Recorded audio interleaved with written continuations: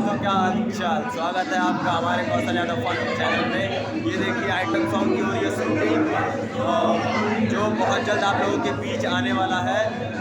काफ़ी ज़्यादा धमाल मचाने वाला है, क्योंकि ये मॉडल जो है नेपाल से चल के आई हुई है हम लोगों के बीच। यहाँ सिद्धार्थनगर में नेपाल से चल के आई हुई है।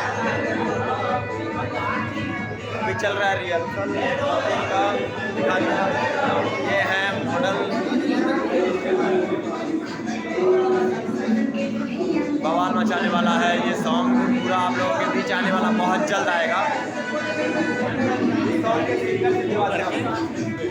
सिंगर भैया हमारे यहाँ इस गाने के लिए है, कुछ कहना चाहेंगे आप हमारे तरफ से?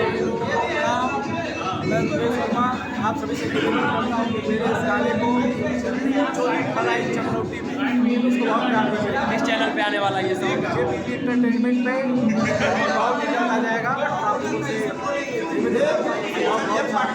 ज़्यादा से ज़्यादा इसको लाइक शेयर सब्सक्राइब कीजिए। ये JPG वर्ल्ड चैनल पे आने वाला है ये सॉन्ग, आप लोगों के बीच बहुत जल्द आएगा। ऐसे ही वीडियो में बने रहिए, दिखाते हैं आपको पूरी शूटिंग। तब तक के लिए बने रहिए वीडियो में।